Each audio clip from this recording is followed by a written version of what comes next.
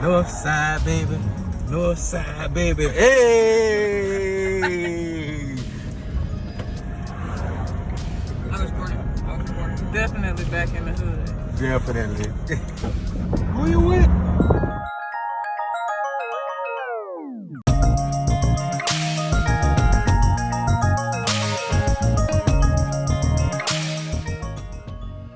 Welcome back to The Dickinson Adventures. I'm Robbie. And I'm Tay. And we back! Yeah, and today we're going to Edward Waters University. Yeah, they actually have a small garden over there for the community. So we wanted to see what they were offering because we used to stay on the north side of Jacksonville and we never knew that they had this type of program. So we wanted to learn something new and share it with you. And you guys, just a little Easter egg.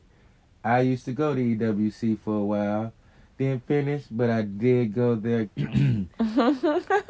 But yeah, it was good to go back and be able to see something that I was a part of at one time, be able to help and grow in the community and still be able to be a part of it as a separate entity. So yeah. So let's see the garden.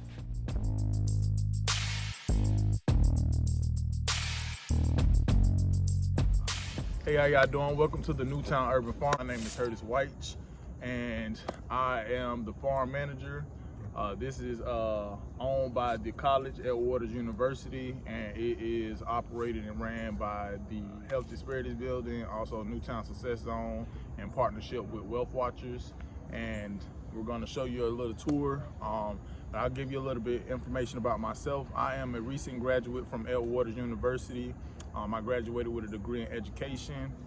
After graduating, I was one of the primary volunteers over here at the farm, managing it, and the college allowed me to take over after I graduated through Wealth Watchers and provided us with some funding to manage everything. So we do cooking demonstrations, teach youth and community how to grow food, and we also teach them some of the different practices that's used so they can get funding from the USDA and get into the farming business. So let's take a tour of the farm. So here is, this side is the outdoor kitchen. Over here we have larger raised beds. These beds are primarily used for the seniors. The seniors, they can't really do a whole lot of bending down, so we built them up high so that way they wouldn't have to. And if they're unable to actually come out here and do some of the work in gardening, then we have different groups and organizations who come over and adopt beds to kind of manage things for them. So this right here is the kitchen, Sankofa kitchen, and this is where we do cooking demonstrations at and show people how to actually cook the foods that we grow, because some people, they know that eating vegetables are healthy, but they're not actually sure how to go about cooking and eating them. So we kind of give them demonstrations so that way they can incorporate it into their lifestyle. Shout out Dalo Sekou, Sankofa, keep it all. So the farm was originally two different nonprofits was over it. The last one before me, Wealth Watchers in Newtown, was the Urban Farm, was the Urban Geoponics, which was Dalo Sekou. He taught me a lot. I came over, volunteered up under him as a student, and after their contract ended and new leadership came about, they placed me over it. So now I've been teaching the community different things about farming and what we do out here.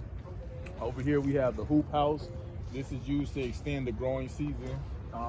It's a smaller version of a seasonal high tunnel, so it retains heat and moisture for the plants and allows them to grow in a warm environment, because some of them, they don't survive too good in the cold. We're still developing it, but this is the idea. Over here, this is the outdoor classroom. So over here is where the kids actually come out and people from the community get hands-on, training on what to do, what different practices. We teach them how to plant.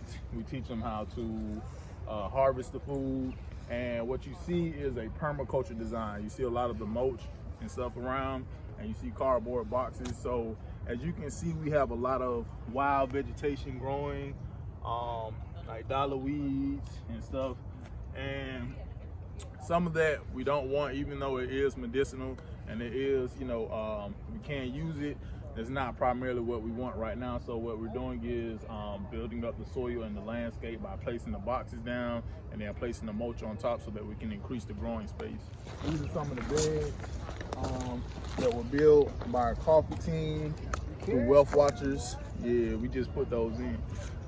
So these beds were built by a workforce development team, a coffee team, which is called, stands for creating opportunities for future entrepreneurs and employment. And they learn construction skills. So they built the beds as well as the hoop house for us and the compost bin that you see in the back. So we build our own compost and we place it in the bed, so we learn about soil biology and everything like that, so that we'll know how to provide the proper nutrients for our plants. So some of the things that we did a lot of cleaning up a few weeks ago. The beds are getting ready for fall. We're getting ready for fall and winter. So over here we still have some eggplant. We have some Okinawa spinach. Real good for you. Yeah. Got some lemongrass. Over here, this is our forest of trees. We have moringa. We have orange, lemons, and lime trees that's spliced. We have 2 olive trees. One is here, and then one is down there on the other end. And then we also have a mulberry tree as well as an elderberry tree.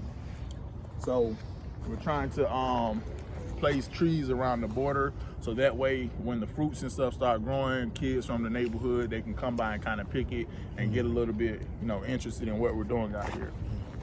We got some lemon balm, some tomatoes that's still down, but we also have some arugula that's growing wild that we planted before, and we have some collard greens popping up. There's mustard greens right here, and we have herbs in the beds that you see along the fence. It's a lot of mint and lemongrass. We got pineapple mint, chocolate mint, mojito mint, and spearmint. So, and we also have some sage. We have regular sage, and then we have pineapple sage that's located over there. And we also have banana trees. This one died when we kind of took the pups up to kind of propagate and put them in other places. But we do have one over there, but it's coming back. It's still alive though. Mm-hmm. It's a new Some garlic chives and all that good stuff. Yeah. Now, You have any questions? my one question for you, with all this knowledge that you have and what you've learned, and as you said, it's here for the community. How does it feel to actually be a part of 4 years to 8 years of this community and being able to still actually put your foot in and do something physically for the community? Well, I was actually born and raised out here, so so it's a big deal for me to be able to give back to my community and kind of teach them how to live better, a healthier life. A lot of the things that I've seen growing up kind of contribute to me getting involved in actually doing this. My people, we have diabetes runs in my family, high blood pressure. So some of those things, just seeing my people going through that, I kind of wanted to, alleviate some of those things. And I found out, all of this stuff is diet related. So if we can eliminate some of these health risks, and decrease the mortality rate, then, why not go ahead and, grow our own food and make it happen. If we know what the problem is, then hey, here's the solution. Yeah. What would you like to tell anybody that you see walking on the street? If you had to tell them to come on and join you, or to get them convinced to join you, what kind of spiel would you tell? What I usually tell them, of course we're doing this for the community. This is just the beginning stages of what we're trying to actually do with it. Eventually we want to turn this into a market for the community to increase the food access here. And I also tell them, come out here, volunteer, get community service hours, you know, if students want to come out here from the college or, you know, from the community, then it's an opportunity for them to actually get into the field of agriculture, and they can pick up a degree and they can actually do a little bit more with it, or they can start their own farm, get their own land. So that's part of what I do with Wealth Watchers. I help assist farmers that's socially disadvantaged so that they can maintain and either obtain farmland to increase what they're trying to do. So through Wealth Watchers, we have other sites that we manage. We have a site on Canal Street, and we also have a site over at Rains High School through their culinary arts program where we work with the students. So what we're doing is teaching different practices based off of the different locations that we may be in. Some of the sites, so the site on Canal Street is no power over there and there's no water access. So we teach different practices to say, hey, look, if you don't have access to this, you can still make it happen, you know. So you know, you just got to be innovative with it and learn different ways of, you know, growing your food. So you like the best of both worlds. You from here and from there, Yeah. and they put them together and got you. Yeah. Yes, sir.